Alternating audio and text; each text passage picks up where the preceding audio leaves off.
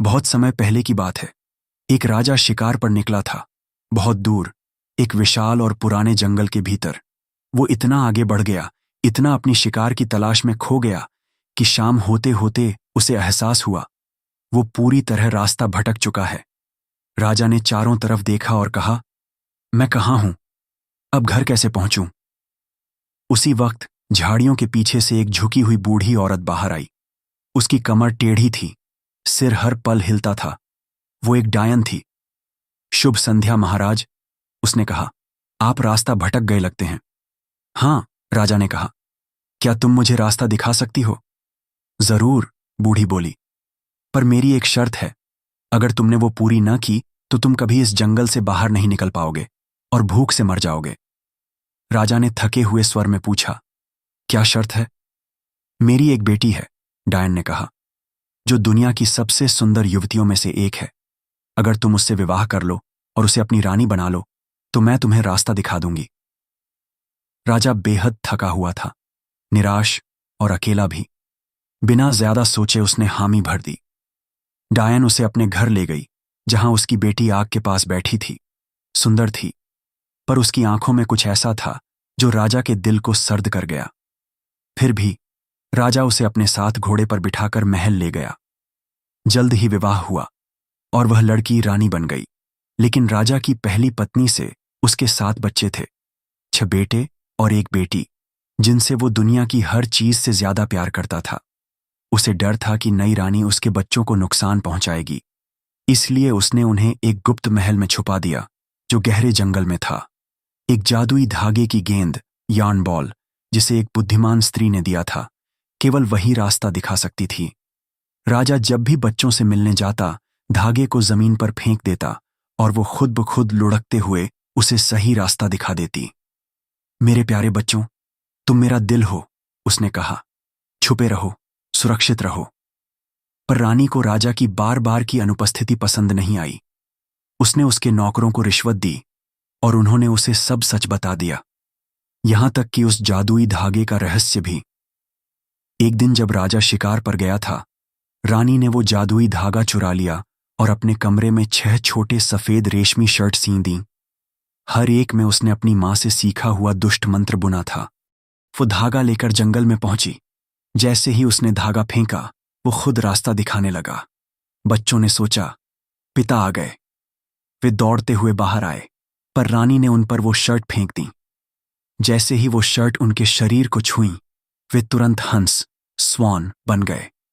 उनके पंख फड़फड़ाए और वे दुखी आवाजों में रोते हुए आसमान की ओर उड़ गए। रानी संतुष्ट होकर वापस लौट आई। उसे लगा उसने अपने सौतेले बच्चों से हमेशा के लिए छुटकारा पा लिया है। लेकिन एक बच्ची बच गई थी, सबसे छोटी बहन। वो उस समय बाहर नहीं आई थी, इसलिए जादू का असर उस पर नहीं हुआ। जब राजा फिर से उस गुप्त महल में आया, वहां केवल उसकी बेटी थी। तुम्हारे भाई कहाँ हैं? उसने दुख से पूछा। पिताजी, उसने रोते हुए कहा, वो मुझे छोड़कर चले गए हैं। फिर उसने उन्हें सब बताया, कैसे उसने खिड़की से देखा कि उसके भाई हंस बनकर उड़ गए और उसने वो पंख दिखाए जो आंगन में गिरे थे। राजा का दिल टूट गया, पर उसे जरा भी अंदाजा नहीं था कि ये सब उसकी नई रानी की करतूत थी। बेटी के खो जाने के डर से उसने कहा, तुम अब मेरे साथ चलो। लेकिन बच्ची बोली, मुझे एक रात और यहीं रहने दीजिए पिताजी। और उसी रात उसने भाग जाने का फैसला किया। मुझे अपने भाइयों को ढूंढना ही होगा, मुझे उन्हें आजाद करना होगा। वो जंगलों में भटकती रही, दिन और रात। आखिरकार उसे एक छोटी सी झोपड़ी मिली जिसमें 6 छोटे छोटे बिस्तर थे। शाम ढलते ही खिड़की से 6 हंस उड़कर अंदर आए। उन्होंने अपने पंख उतारे और उनके सामने उसके भाई खड़े थे। बहन, उन्होंने कहा, तुम हमें ढूंढ लाई। हाँ, वो बोली, मैं तुम्हें बचाने आई हूं। लेकिन तुम यहां नहीं रह सकती, भाइयों ने कहा। यहां डाकू रहते हैं, ये जगह बहुत खतरनाक है। और तुम मेरी रक्षा नहीं कर सकते? उसने पूछा। भाई बोले, हम सिर्फ शाम को कुछ देर के लिए इंसान बन सकते हैं, सिर्फ 1 पौन घंटे, 15 मिनट के लिए। उसके बाद हमें फिर से हंस बन जाना पड़ता है। तो क्या कोई तरीका नहीं है जिससे तुम आजाद हो सको? है, एक भाई बोला, पर लगभग असंभव है। मुझे बताओ, मैं कुछ भी करूंगी।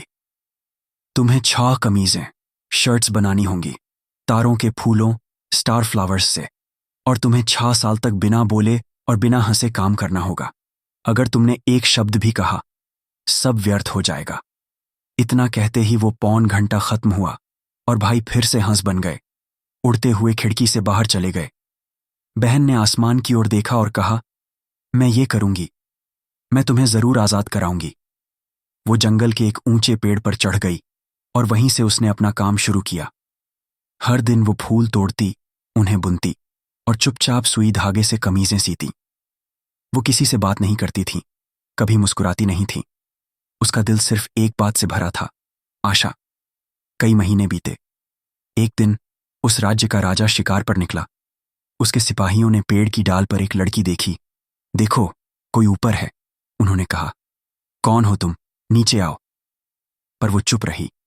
उन्होंने बहुत कोशिश की, पर वो बोली नहीं। आखिर में वो उसे राजा के पास ले आए। राजा उसकी सुंदरता और कोमलता देखकर मोहित हो गया। तुम कौन हो?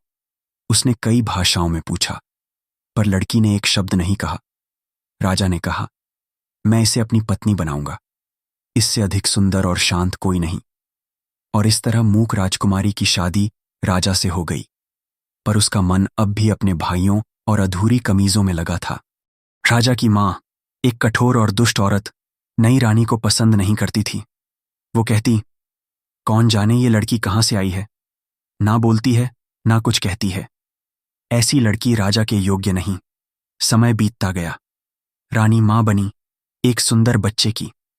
पर दुष्ट सास ने रात को वो बच्चा चुरा लिया और रानी के होंठों पर खून लगा दिया। सुबह सबको दिखाया, देखो, ये अपनी ही संतान खा गई। राजा ने विश्वास नहीं किया। उसने कहा, कोई इसे नुकसान नहीं पहुंचाएगा। पर लोगों में फुसफुसाहट शुरू हो गई। फिर दूसरा बच्चा हुआ, फिर वही हुआ। बच्चा गायब, रानी पर इल्जाम। राजा अब भी चुप था, पर जनता को शक होने लगा। तीसरे बच्चे के समय फिर वही हुआ। अब राजा मजबूर था। लोगों ने कहा, अगर वो बोल सकती तो अपनी बेगुनाही साबित कर देती। राजा ने भारी दिल से कहा, इसे सजा दी जाएगी। रानी को आग में जलाने की सजा सुनाई गई। जिस दिन उसे जिंदा जलाया जाना था, उसने अपने हाथों में 6 कमीजें थामी हुई थीं। बस एक कमीज बाकी थी, एक आस्तीन अधूरी। वो शांत चेहरे से आगे बढ़ी। तभी आसमान से आवाज आई, फड़फड़ाहट, हंसों के पंख।